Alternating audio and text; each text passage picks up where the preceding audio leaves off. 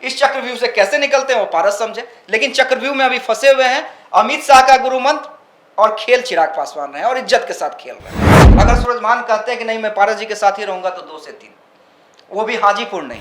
पारस के साथ कौन है? पारस के साथ एक व्यक्ति मजबूती के साथ खड़ा है, सूरजभान सिंह, जो है अमित शाह का है। बिल्कुल खेल चिराग पासवान रहे हैं, फर्स्ट चाचा पारस गए। जिस तरह से पार्टी टूटी, परिवार टूटा, आज भी कोई सॉफ्ट कॉर्नर नहीं है। यानी बीजेपी बिहार में चिराग पासवान को आगे करके आने वाले दिनों में राजनीति करने वाली है। राजनीति किसके बीच में होनी है भविष्य की? तेजस्वी यादव, चिराग पासवान, भाजपा, मुकेश सहनी, प्रशांत किशोर। बिहार की राजनीति में अभी कई उभरते हुए नेता हैं, उसमें से एक मजबूत स्तंभ चिराग पासवान। आपको कहीं ये नहीं दिखलाना है कि आपके मन में करवाहट है, आपके कारण हम पारस को हटाएंगे। बीजेपी खुद से पारस को कभी नहीं कहेगी कि अब हमारे पास चिराग आ गए हैं तो आप चले जाइए। चाचा को इज्जत से एग्जिट देना है, या तो अब चाचा कुर्बानी के साथ रहे एनडीए में, तो चाचा के लिए पूरा गेम प्लान सेट किया गया है, सब कुछ सेट है, सभी डिमांड चिराग पासवान के मान लिए गए हैं, यहां तक कि हाजीपुर भी।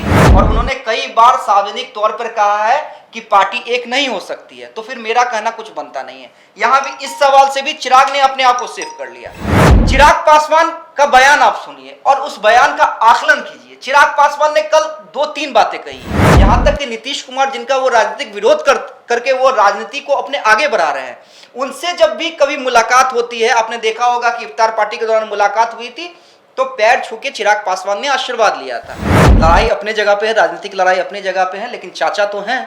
और हमने रामविलास पासवान को देखा है कि अपने परिवार को किस तरह से लेकर चलते थे, तो एक वो संस्कार दिखा। नमस्कार, मैं हर्षिता प्रताप सिंह और आप देख रहे हैं देशवा न्यूज। क्यों सॉफ्ट हुए चिराग पासवान? कुछ दिनों पहले तक तो चाचा भतीजा हाजीपुर सीट को लेकर आमने सामने होते नजर आ रहे थे, लेकिन कल जब चिराग पासवान को चाचा दिखे तो उन्होंने उनके पैर छू लिए। चाचा भी पहले तो थोड़ा चौंके, लेकिन फिर उन्होंने भी भतीजे को गले लगा लिया। तो क्या अमित शाह का गुरु मंत्र चाचा भतीजा पर काम कर गया है? इसी मुद्दे पर चर्चा करने के लिए हमारे साथ मौजूद हैं देशवा न्यूज के चैनल हेड अमित झा जी और हमारे वरिष्ठ सहयोगी धीरज पराशर जी। तो धीरज जी, जैसे कि कल की तस्वीरें आई हैं, वैसे तो चाचा भतीजा एक दूसरे के आमने सामने होते नजर आ रहे थे, लेकिन कल जैसा हमने देखा कि जैसे ही चिराग पासवान को उनके चाचा दिखे, उन्होंने उनके पैर छू लिए और चाचा ने भी भतीजे को गले लगा लिया। तो आपको क्या लगता है कि दोनों के बीच जो दूरियां थी वो खत्म होती हुई नजर आ रही हैं? देखिए, वैचारिक दूरी क्या है पता नहीं, जुबान की दूरी अभी क्या है पता नहीं, लेकिन शायद भाजपा ने, अमित शाह ने, जेपी नड्डा ने, हो सकता है मोदी जी ने भी कुछ ना कुछ तो ऐसा कर दिया जो तस्वीरों में से बहुत कुछ बयां करता है। सर, आपको नहीं लगता है कि दिल की दूरियां मिट रही हैं धीरे धीरे, दो परिवार फिर आपस में जुड़ रहे हैं? देखिए धीरज जी, कल की जो तस्वीर सामने आई है उसे हम 2 एंगल से समझ सकते हैं। एक तो चिराग पासवान के संस्कार कि जब भी कोई मरे मिलते हैं, और हमने देखा है न सिर्फ वो, तो भाई परिवार के चाचा हैं, ठीक है, लड़ाई अपने जगह पे है, राजनीतिक लड़ाई अपनी जगह पे है, लेकिन चाचा तो हैं। और हमने रामविलास पासवान को देखा है कि अपने परिवार को किस तरह से लेकर चलते थे, तो एक वो संस्कार दिखा। और चिराग पासवान ऐसा नहीं है, आपने देखा होगा कि नरेंद्र मोदी के भी पैर छुए, यहाँ पर जब विपक्ष के नेताओं से भी वो मिलते हैं, जब भी लालू प्रसाद राबड़ी देवी से मिलते हैं तब भी उनके पैर छूते हैं, यहाँ तक कि नीतीश कुमार, जिनका वो राजनीतिक विरोध करके वो राजनीति को अपने आगे बढ़ा रहे हैं, उनसे जब भी कभी मुलाकात होती है, आपने देखा होगा कि इफ्तार पार्टी के दौरान मुलाकात हुई थी, तो पैर छू के चिराग पासवान ने आशीर्वाद लिया था।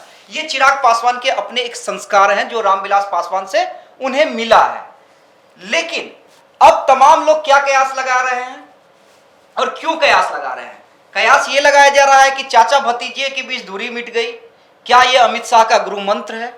और कल सिर्फ पैर छूने की बात, तो वही मैं कह रहा हूं, पैर छूने की बात सिर्फ संस्कार है, और गले मिलाना ठीक है भाई, कुछ भी है, भतीजा है तो बेटा तो है ना, वो प्यार तो दिखेगा ही। लेकिन चिराग पासवान का बयान आप सुनिए और उस बयान का आकलन कीजिए। चिराग पासवान ने कल 2-3 बातें कही हैं। हाजीपुर हमारी पार्टी लड़ेगी।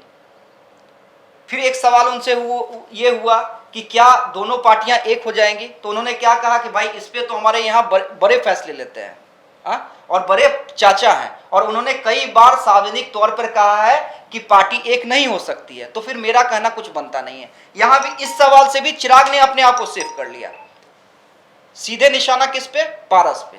अब समझिए, इस पूरे राजनीति को मैं समझा देता हूं धीरज जी, ये पूरा राजनीति क्या है। ये पूरा राजनीति ये है, चिराग पासवान की मुलाकात हुई अमित शाह और जेपी नड्डा से, सब कुछ सेट है, सभी डिमांड चिराग पासवान के मान लिए गए हैं, यहां तक कि हाजीपुर भी बीजेपी चिराग को ही देगी, इसमें कोई संशय नहीं। बिल्कुल बिल्कुल। अब समझिए, अब एक चीज बताइए कि आप मेरे घर में पहले से रह रहे हैं और हर्षिता आई, बिल्कुल, तो हर्षिता के कारण मैं आपको तो ये नहीं कह दूंगा कि आप निकल जाइए, बिल्कुल। बीजेपी यही कर रही है। तो चाचा के लिए पूरा गेम प्लान सेट किया गया है। समझिए क्या सेट किया गया है कि चाचा को बेइज्जत करके नहीं निकालना है, चाचा को इज्जत से एग्जिट देना है। या तो अब चाचा कुर्बानी के साथ रहे एनडीए में, यानी कुर्बानी हाजीपुर की, बिल्कुल ज्यादा से ज्यादा उन्हें 1-2 सीट मिलेगी, बिल्कुल, या राज्यसभा भेज दिया जाएगा। बिल्कुल। अगर उस शर्त के साथ एनडीए बनाना चाहें, वेलकम है। बीजेपी खुद से पारस को कभी नहीं कहेगी कि अब हमारे पास चिराग आ गए हैं तो आप चले जाइए, बिल्कुल। उससे मैसेज गलत जाएगा।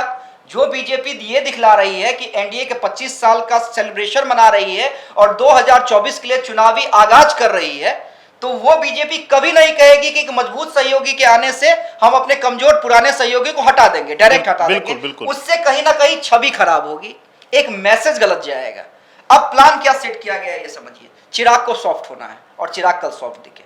कहा गया आप सॉफ्ट होइए, आपकी तमाम शर्तें मान ली गई हैं, लेकिन आपको सॉफ्ट होना है।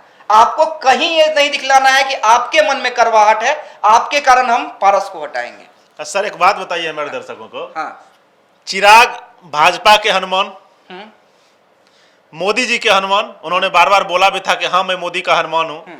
जिस तरीके से मोदी ने गले लगाया कल चिराग जी को, वो हनुमान वाला कुछ फीलिंग वहां पे बैठे हुए जो भी लोग थे और हम लोग भी देख के आ रहा था कि लगता है कि हनुमान और श्री राम का मिलन हो रहा है राजनीतिक तरीके से। क्या कहना है इस पे? बिल्कुल 100%। और देखिए नरेंद्र मोदी को भी पता है। अब समझिए चिराग पासवान की बात क्यों होती है ज्यादा बिहार में, चिराग पासवान की ही बात क्यों होती है ज्यादा, मैं ये पूछूंगा नहीं आपसे। ऐसा नहीं कि सिर्फ चिराग पासवान वहां की पे ही बिहार बात के नहीं, सर बहुत सारे नेता हाँ, थे। अब एनडीए के अंदर वही मैं कह रहा हूं, बिल्कुल। ऐसा नहीं है। देखिए बिहार की राजनीति में अभी कई उभरते हुए नेता हैं, उसमें से एक मजबूत स्तंभ चिराग पासवान है। और मैं क्या कर रहा हूं कि देखिए रामविलास जी तो अब नहीं रहे, स्वर्गीय हो गए हैं, बिल्कुल। और कुछ दिनों के बाद लालू यादव और नीतीश कुमार की राजनीति का द एंड होने वाला है। अब वो लोग कहीं पे संरक्षक की भूमिका में निभाएंगे, एक गार्जियन के तौर पे। राजनीति किसके बीच में होनी है भविष्य की? तेजस्वी यादव, चिराग पासवान, भाजपा, मुकेश सहनी, हाँ, प्रशांत किशोर, हाँ, बिल्कुल। सम्राट चौधरी, ये जो युवा है बच गए हैं, बिल्कुल, जिनके पास अभी कई सालों राजनीति करनी है, बिल्कुल। उसमें चिराग पासवान की एक छवि युवाओं के बीच में है। बिल्कुल। युवा चिराग पासवान को, जिस तरह से तेजस्वी यादव को युवा पसंद कर रहे हैं, उस तरह से चिराग पासवान को पसंद कर रहे हैं। अभी तक कोई भी दाग नहीं लगा है चिराग पासवान पे, बिल्कुल। यह भी समझने की जरूरत है। तो बीजेपी भी तमाम चीजों का आकलन कर रही है और उसे पता है कि चिराग पासवान आने वाले दिनों में भाजपा के मजबूत सहयोगी, ऐसे सहयोगी होंगे जो न इस लोकसभा चुनाव बल्कि कई चुनावों तक बीजेपी के साथ हो जाएंगे। बिल्कुल। नरेंद्र मोदी ने कल वही किया, वही संदेश दे दिया।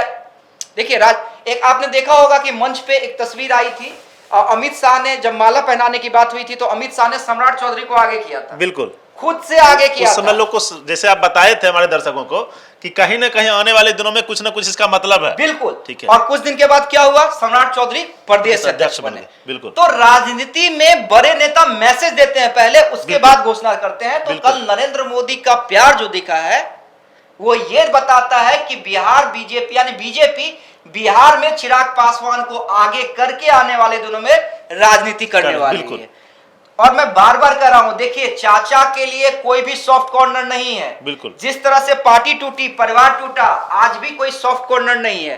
एक संस्कार है और दूसरा उसके ऊपर राजनीति है, और राजनीति इतनी जबरदस्त सेट की गई है, उसके अंदर चाचा पारस फंस गए हैं। बिल्कुल। कुर्बानी भी देनी होगी, अगर कुर्बानी देते हैं एनडीए में रहेंगे, बने रहेंगे। ना बीजेपी उन्हें कहेगी जाने के लिए, ना चिराग पासवान शर्त रखेंगे कि चाचा को निकाल दीजिए।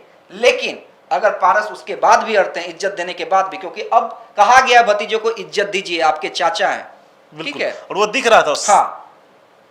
इज्जत दीजिए। उसके बाद भी चाचा नहीं मानते हैं तो बीजेपी कहेगी भाई हमने तो इतना इज्जत दिया, देखिए चिराग को भी कोई विरोध नहीं है, चिराग भी पैर छू के प्रणाम करता था, लेकिन अब नहीं माने तो हम क्या कर सकते हैं। यही पूरी राजनीति है। आने वाले पूरा चक्रव्यूह जो है अमित शाह का है, बिल्कुल खेल चिराग पासवान रहे हैं, फर्स्ट चाचा पारस गए। आने वाले दिनों में चिराग पासवान की तो राजनीति आपने बता दी, लेकिन पारस जी की राजनीति और कुछ ऐसे बयान आ रहे हैं सूत्रों के माध्यम से कि हम 5 सीट लेंगे, 6 सीट लेंगे। आखिर पारस जी की पार्टी अपने आप को कहां दिखेगी अगर हट जाती है?